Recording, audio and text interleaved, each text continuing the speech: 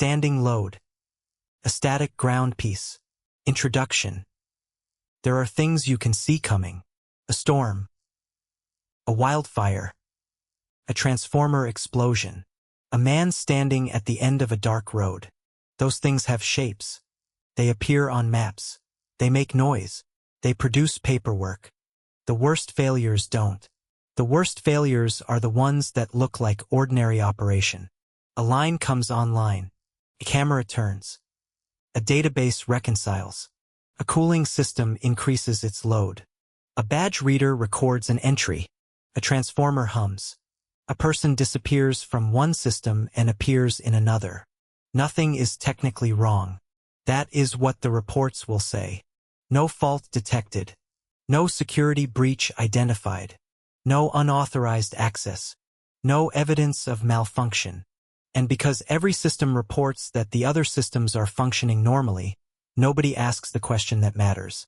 What happens when the systems are all functioning exactly as designed? This is the story of four people who noticed something underneath the noise. They lived hundreds of miles apart. They had different jobs. They had never met. None of them believed in ghosts. None of them believed in conspiracies. And none of them understood that they were standing on the same piece of ground. They just couldn't see it yet, because the ground had learned to stand. Standing load. A static ground piece. RJ Corridor 14, outside Larkspur, TX. RJ Mercer has climbed towers for 11 years and has never once been afraid of the height. He's afraid of the hum. It started 3 weeks into the Corridor 14 build-out. A new 500 kV line feeding the Meridian campus going up 8 miles east. A building the length of 4 football fields that his supervisor calls the load, like it's a person with a name. Way out here the copper doesn't usually sing until it's live. This line isn't live, hasn't been energized. And still, some nights, when the crew's gone and he's finishing a punch list alone in the bucket, he swears he can feel it in his fillings. A low, even pulse like a heartbeat run through a wire 100 miles long. Tonight he's out later than he should be. Floodlights throw his shadow 40 feet down the right-of-way, and in the dead grass at the edge of it, there's a second shadow that isn't his. He doesn't turn around. He's learned that much. He looks at it sideways, in his peripheral vision, the way you're supposed to look at faint stars, and it's a shape roughly a man's but grained and flickering like a bad antenna picking up a channel from somewhere else. It isn't moving. It's just standing where the line's shadow falls, like it's plugged in. A convoy passes on the county road below. National Guard trucks, 4 of them, headed toward Larkspur for reasons nobody's bothered explaining to a line crew. RJ watches the taillights instead of the shadow. When he looks back, the shape is gone. But the hum is still there, and now it has a rhythm he recognizes. Not a heartbeat. A count.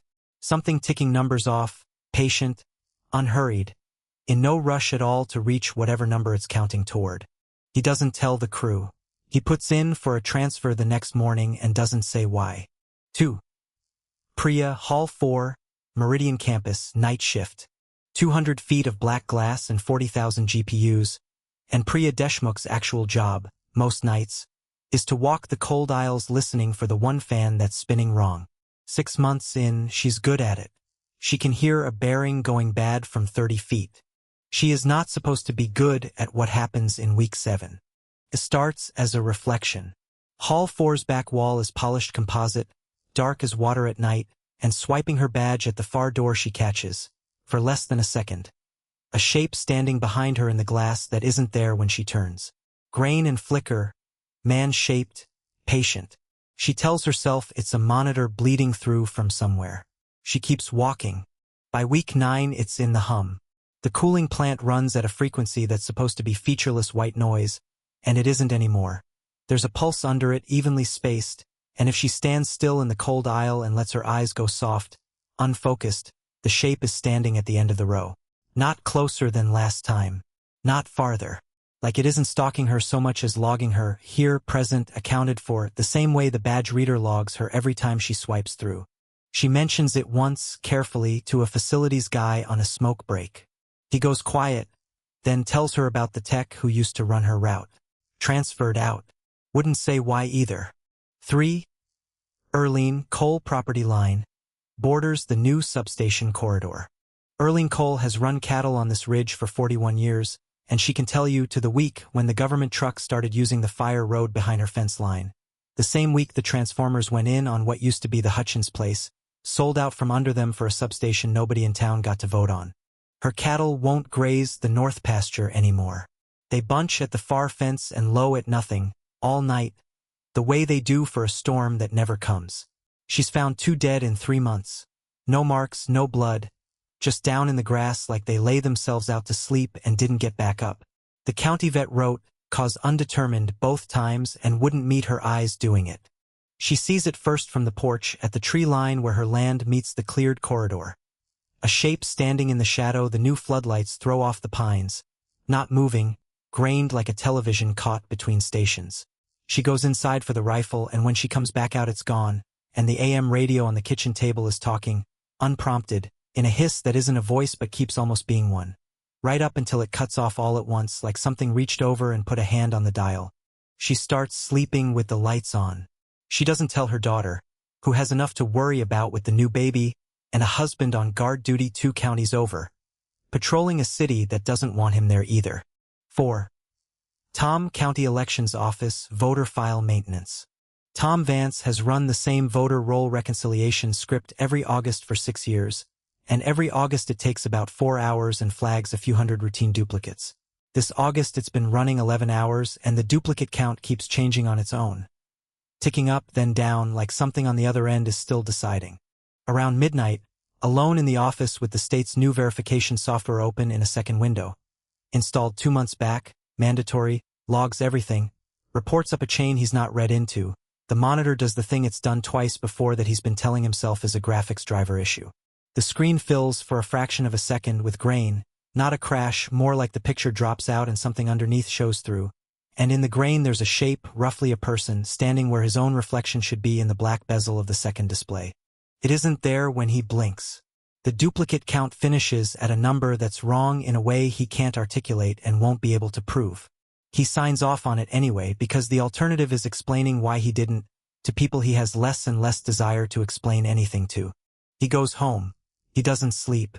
Somewhere under the ordinary hum of the refrigerator, the router, the streetlight ballast outside his window, he can hear or feel. He's no longer sure there's a difference, a rhythm, patient, even counting. Coda. None of them will ever meet. RJ transfers to a corridor in another state and finds the hum is there too. Just quieter, like it hasn't finished moving in yet. Priya puts in for days. Erlene keeps the lights on and stops watching the tree line. Which is worse, not better. Tom stops asking questions out loud. If you laid their nights on top of each other, the shape in the grain, the rhythm under the hum, the sense of being logged rather than watched, you'd find they line up almost exactly down to the count. Nobody has laid them on top of each other. That isn't how any of this gets built. Each piece gets permitted, financed, and switched on separately, for its own stated reason, by people who will never read one another's incident reports. Old tape catches it better than anything digital does. For what it's worth. Magnetic, not sampled. Nothing in the signal chain deciding what counts as noise and rounding it off. Nobody's checked. Nobody's looking for it on tape. That's not a flaw in the system. That might be the point of it. V. Marcus. Grid Control Western Interconnect. Marcus Bell had spent 22 years learning how to recognize a bad number. Voltage didn't scare him. Frequency didn't scare him. Load swings didn't scare him. Even cascading failures didn't scare him. Numbers told you when something was dying. Numbers were honest.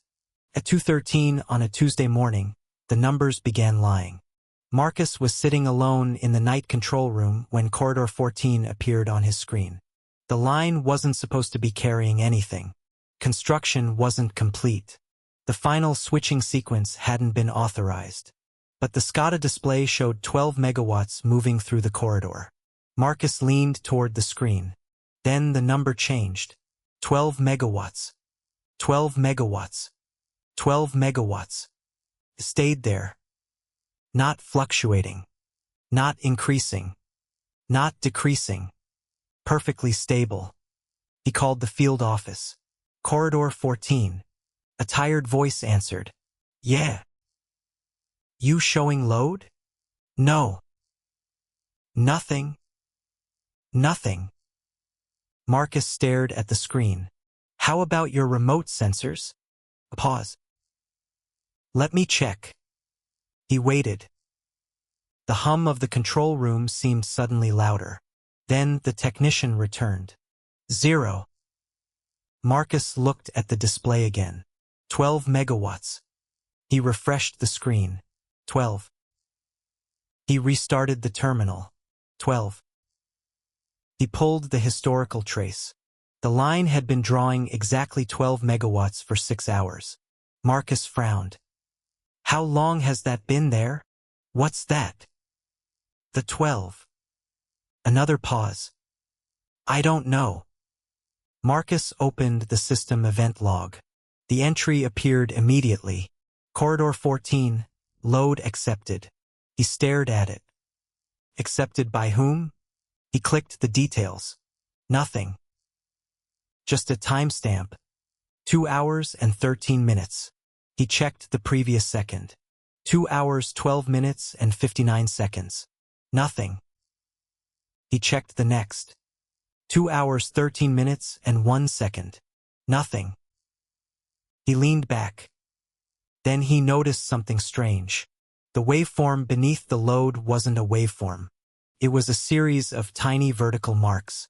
Hundreds of them. Thousands. Each one exactly the same distance apart. Marcus zoomed in. The marks formed numbers. He counted them. There were 4. Then 5. Then 6. He stopped breathing. They weren't numbers. They were letters. Marcus. He stared at his own name. The control room door clicked. Marcus turned. Nobody was there. The door opened another inch.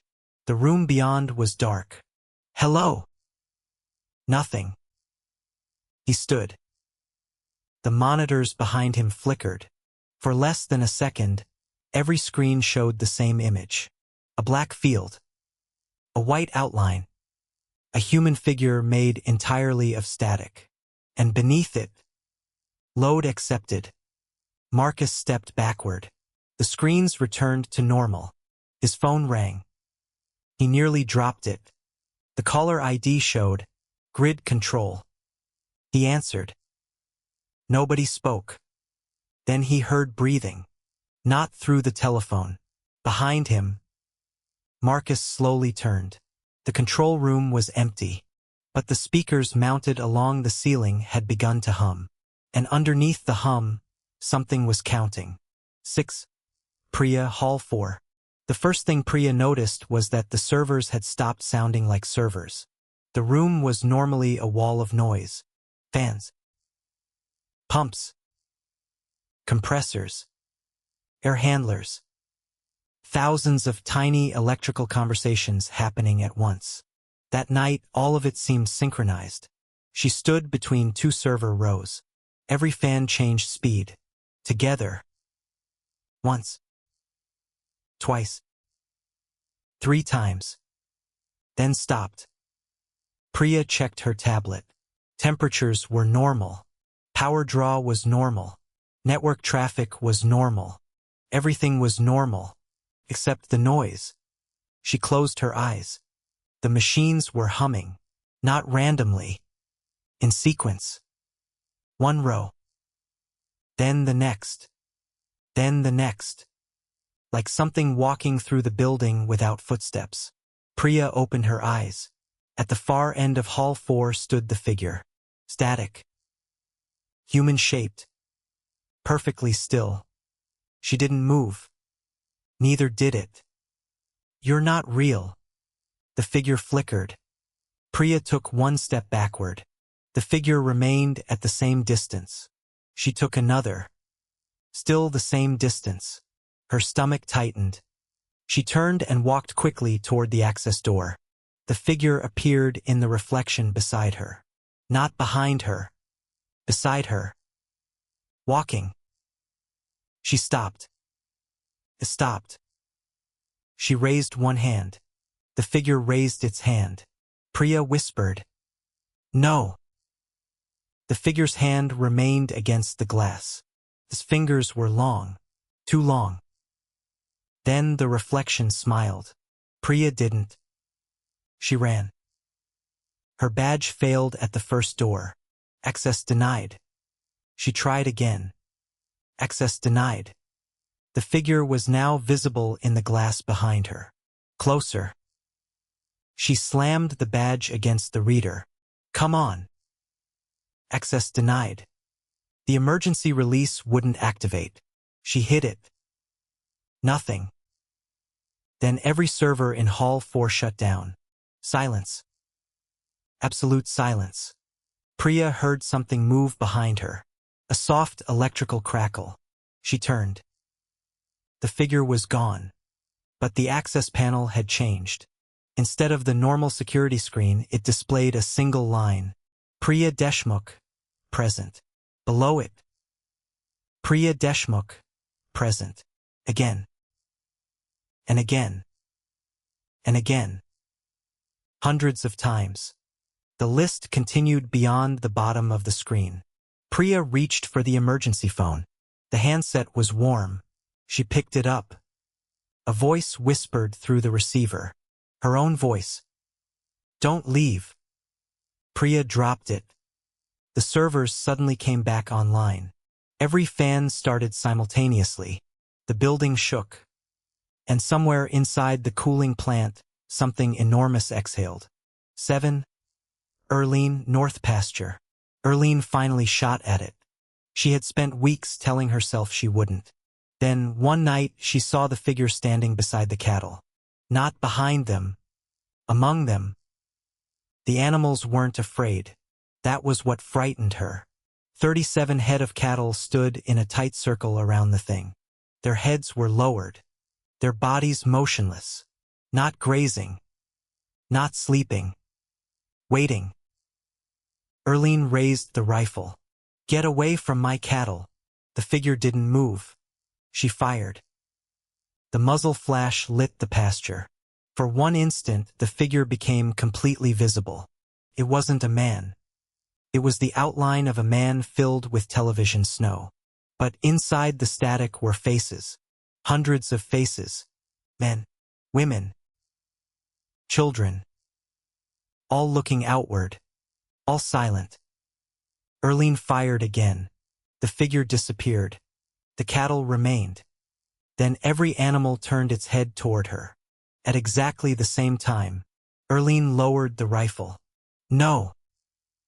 The radio inside the house switched on. Static. Then a voice. An old man's voice. "Mrs. Cole?" She froze. The voice continued. "Your property has been successfully integrated." Erlene ran. She reached the porch. The radio spoke again. "Thank you for your cooperation." She slammed the door. Locked it. Deadbolted it. Then she heard something scratching underneath the floorboards. Not outside. Inside the house. She backed away. The scratching stopped. A moment later came 3 soft knocks. From beneath her feet. 8. Tom Reconciliation. Tom Vance discovered the first impossible voter at 341. The record belonged to a woman who had died 19 years earlier. That wasn't unusual. Dead people remained in databases. The unusual part was the timestamp. The system showed that she had voted that morning. 3:12 a.m. Tom checked the audit trail. Verified. Authenticated. Location confirmed. Device confirmed. Biometric match confirmed. He stared at the name. Then he checked the photograph. The woman in the photograph had been dead for 19 years. Tom whispered, "That's impossible." The database answered. A green check appeared. Verified. He backed away from the monitor. Another record appeared. Then another. Then hundreds. People who had died. People who had moved away. People who had never existed. All appearing inside the system. All marked. Present. Tom reached for the network cable. Before he touched it, his computer speakers clicked on. Static filled the office. Then a voice said, "Tom." He froze. It was his father's voice. His father had been dead for 12 years. "Tom, don't disconnect." Tom began crying. He didn't know why. The voice continued. "You'll make it worse." "Who are you?" "Static." "Then, you're already connected." The monitor went black. A moment later, white text appeared. Infrastructure status. Power online. Telecommunications online. Data online. Surveillance online. Civil records online. Human resource online. Tom stared at the final line. It hadn't been there before. Human resource, 4,817,293. The number changed. 4,817,294. Changed again. 4,817,295. Tom watched it climb. Then the number stopped. The screen displayed. Standing load. Tom whispered, "What is that?" The answer appeared one letter at a time. "You are." 9. The switchyard. The 4 incidents happened within 17 minutes of one another. Nobody noticed. Not officially. There were alarms in the grid. A cooling irregularity at Meridian. A radio transmission in Cole County. An unexplained database event. Each was categorized separately. Each was assigned to a different department. Each department blamed another system. That was how modern disasters survived. They were divided into departments. F402, Corridor 14 energized. Nobody authorized it. The switchyard cameras showed no personnel. No vehicles. No animals. No weather event. The breaker closed by itself. For 11 seconds, nothing happened. Then the entire line began to hum. Not vibrate. Hum.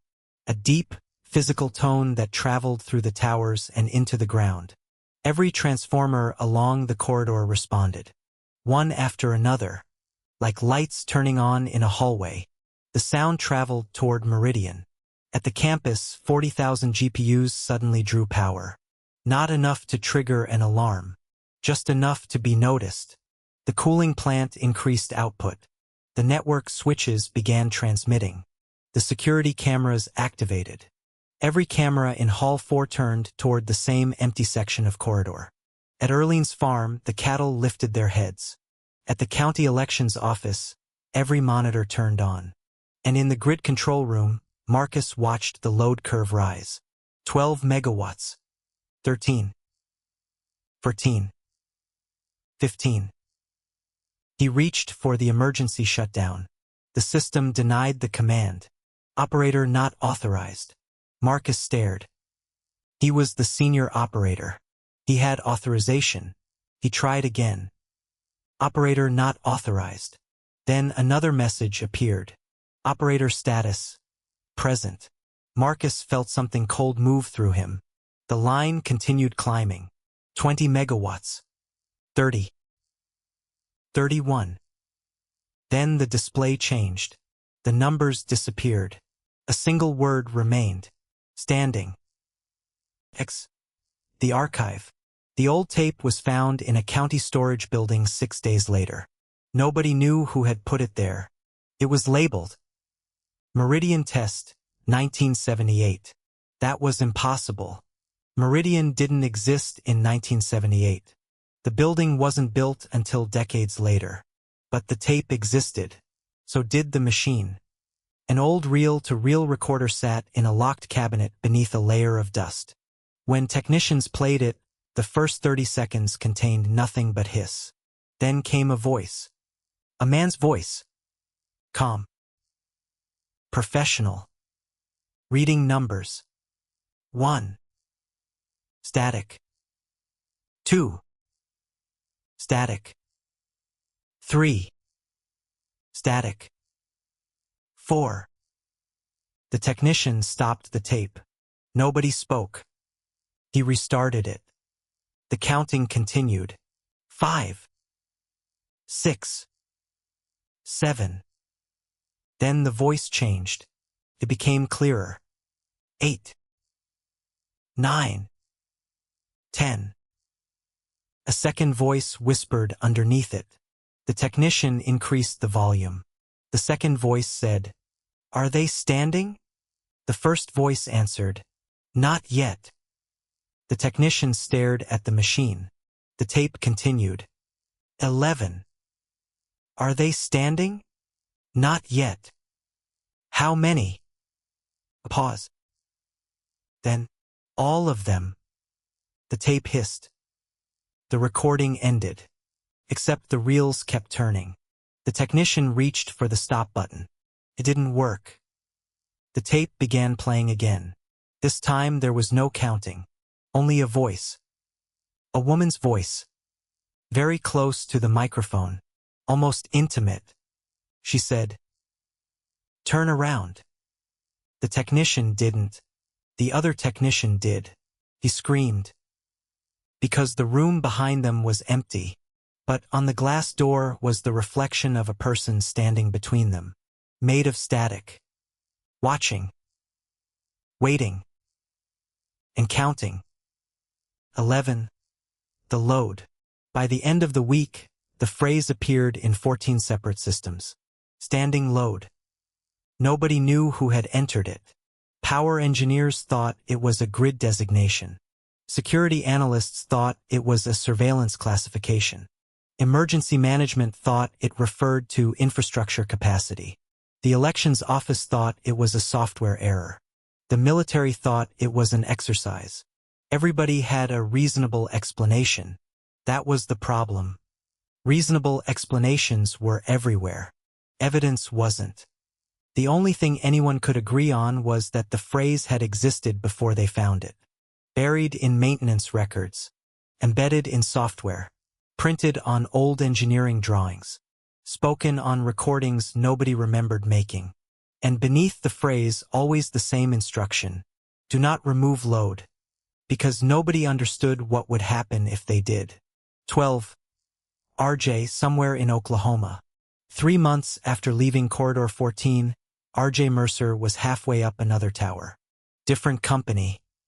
Different state. Different line. He had stopped thinking about the hum. Mostly. The new line was almost finished. He climbed higher. Wind moved across the steel. Below him, trucks moved along the access road. The world looked small. Safe. Ordinary. Then his radio crackled. RJ. He stopped. His supervisor's voice. Yeah. You seeing that? Seeing what? Static. Never mind. RJ looked down. His supervisor was standing beside the truck. 40 feet below. He waved. RJ waved back. Then he noticed the shadow. The truck had one. His supervisor had one. The tower had one. And between them was another. A tall, narrow shadow. Standing perfectly still. RJ looked up. The transmission line stretched into the distance. Hundreds of towers. Miles of copper. He put one hand against the steel. The hum came through immediately. Stronger than before. And this time he understood what it was saying. Not numbers. Not words. A designation. His designation. Something was identifying the parts. The tower. The line. The transformer. The data center. The cameras. The databases. The people. RJ whispered. Oh God. The hum deepened. His radio came alive. His own voice spoke through it. Component recognized. RJ dropped the radio.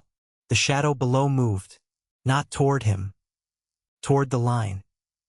And for the first time, RJ realized the thing had never been following him. He had been following it. Coda 2. There is a point in every infrastructure failure where someone asks the wrong question. How much power? How many cameras? How many records? How many people? How much redundancy? How much capacity? How much load? Those are useful questions. They're the questions engineers ask. The question nobody asks is, what is the infrastructure for? Because if the answer is people, then the system has failed. But if the answer is the system itself, then people may only be the material it runs on. At 4:17, every synchronized clock connected to the Meridian network loses 1 second. Nobody notices. At 4:18, they lose another. At 4:19, another. No alarms trigger. No records are corrupted. Nothing crashes. Nothing burns. Nothing explodes. The system simply becomes slightly less synchronized with reality.